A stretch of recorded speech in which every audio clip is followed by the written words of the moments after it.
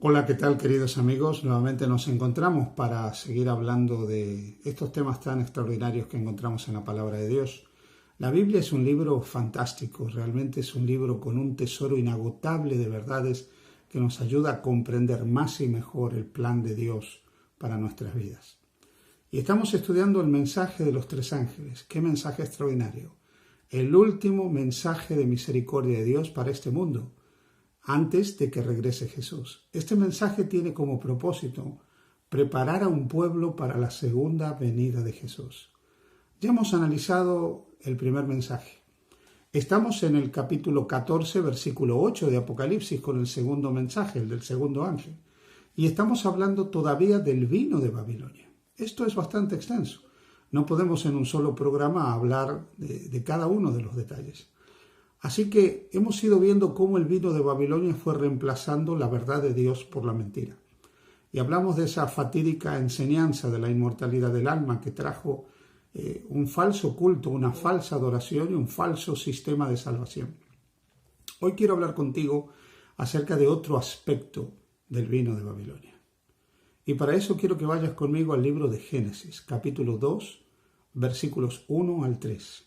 Ahí la palabra de Dios nos dice: Y acabó Dios en el día séptimo la obra que hizo, y reposó el día séptimo de toda la obra que hizo, y bendijo Dios el día séptimo y lo santificó, porque en él reposó de toda la obra que había hecho en la creación.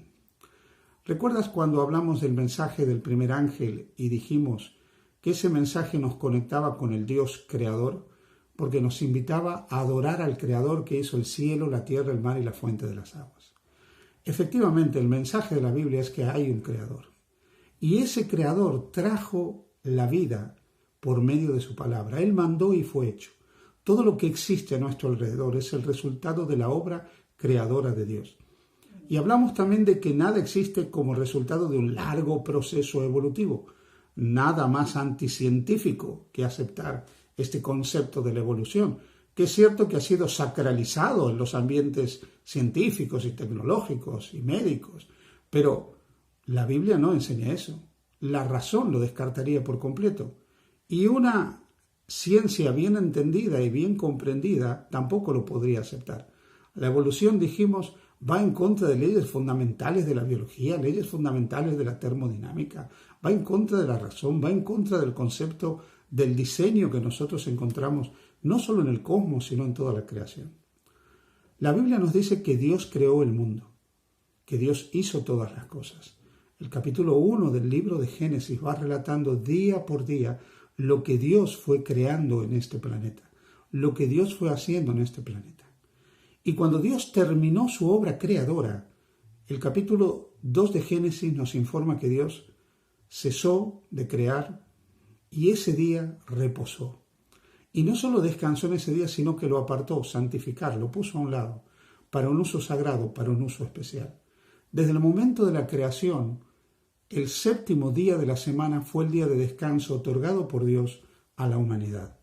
Lamentablemente, parte de los cambios que hizo Babilonia en la verdad de Dios tienen que ver con el cambio en el día de reposo. Algunos sostienen que en realidad el sábado es un mandamiento propio del pueblo judío, del pueblo de Israel, y que los israelitas lo empezaron a guardar pues a partir del momento que ellos recibieron los mandamientos en el monte Sinaí. Una lectura de la Biblia nos permite descartar este concepto. El capítulo 16 del libro de Éxodo es claro en este sentido. El versículo 1 nos dice que cuando el pueblo de Dios salió de Egipto, llegó en primer lugar a un sitio que estaba antes del Sinaí, entre Elim y el Sinaí, al desierto de Sin. No habían llegado al Sinaí todavía, no habían escuchado la voz de Dios.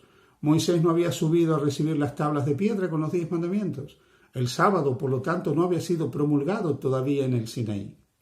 Pero el capítulo 16 de Éxodo nos relata que Dios quiso probar la fidelidad del pueblo de Israel a través de la observancia del sábado, con lo cual Israel conocía el sábado aún antes de que el sábado fuera promulgado en el Sinaí.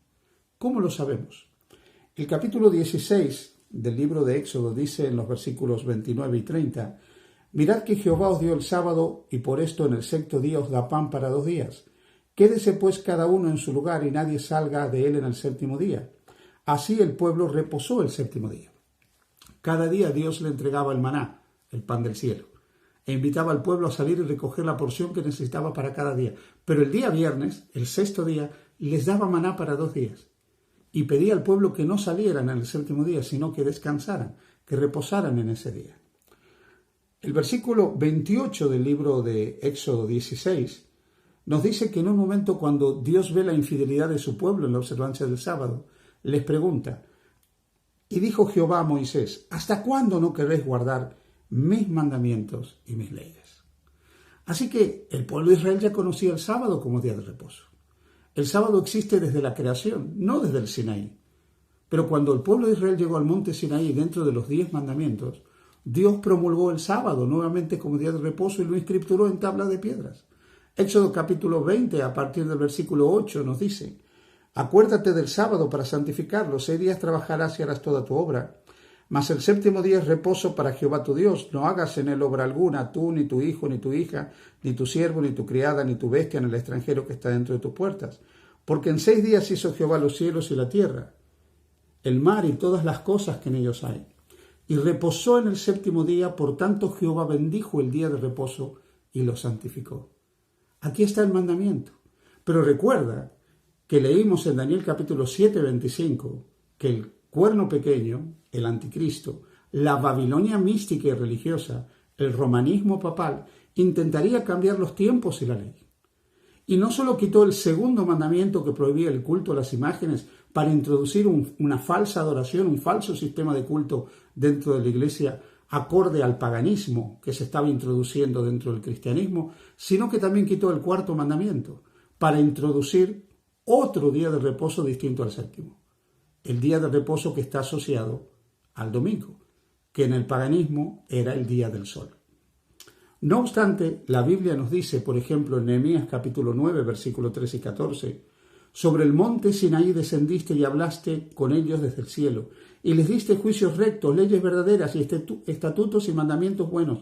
Les ordenaste guardar tu santo sábado.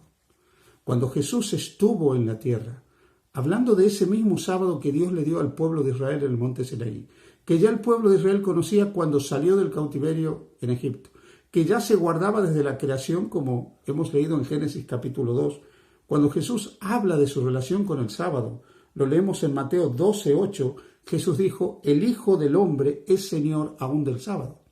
Si el Hijo del Hombre es Señor del sábado, ¿cuál es el día del Señor? Pues el sábado. Ese es el día del Señor y no otro día. En Marcos 2, 27 y 28 se nos dice: el sábado fue hecho por causa del hombre y no el hombre por causa del sábado. Por tanto, el Hijo del Hombre es Señor aún del sábado. Dios entregó el sábado a la humanidad como un recordatorio permanente de su poder creador, de su amor, de su paternidad. Nos dio el sábado para descansar físicamente, mentalmente y espiritualmente, para que nosotros nos pudiéramos conectar con Él, para que podamos disfrutar de su presencia. Sin embargo, este poder llamado Babilonia cambió el sábado por un falso sábado, haciendo del primer día de la semana, el día en que resucitó Jesús, el día de reposo. Cuando nosotros vamos a la historia del cristianismo, descubrimos que tras la conversión de Constantino, esto empezó a imponerse dentro del cristianismo. Constantino comprendió que para unir al imperio en una sola fe, tenía que atraer a los paganos al cristianismo y paganizar de alguna manera a los cristianos y hacer una religión que sirviera tanto a cristianos como a paganos. De esa manera uniría no solo políticamente su imperio, sino que también lo uniría religiosamente. Es en el año 322 después de Cristo cuando tenemos el primer decreto de observancia del domingo, dado por el emperador Constantino. Y sabéis, queridos hermanos, varios historiadores, como por ejemplo Arthur Stanley, que escribe disertaciones sobre la historia de la Iglesia Oriental, dicen cosas como esta: las monedas de Constantino de un lado tenían la letra del nombre de Cristo y en la otra la figura del dios Sol, como si no pudiera soportar la idea de abandonar el patrocinio de la brillante luminaria. Lo podéis leer en esta obra en la página 184. Y en la misma página, Stanley escribe: la retención del antiguo nombre pagano dies solis, día del sol, o domingo, Domini Dei, para el día semanal, es en gran medida causa de la unión del sentimiento pagano y cristiano con el que el primer día de la semana fue recomendado por Constantino a sus súbditos paganos y cristianos por igual como el venerable día del sol. Lamentablemente, los religiosos de los días de Constantino no estuvieron a la altura, no se mantuvieron del lado de la verdad, a pesar de que Cristo y los apóstoles habían tenido claro que era más importante obedecer a Dios antes que a los hombres, y que, como dijo Jesús, había que dar al César lo que era del César, pero a Dios lo que era de Dios. Esta fatídica unión de la Iglesia con el Estado llevó a la apostasía de la Iglesia, llevó a la Iglesia a aceptar la intromisión del Estado en sus creencias, y esto llevó finalmente al cambio del sábado por el domingo, el venerable día del sol.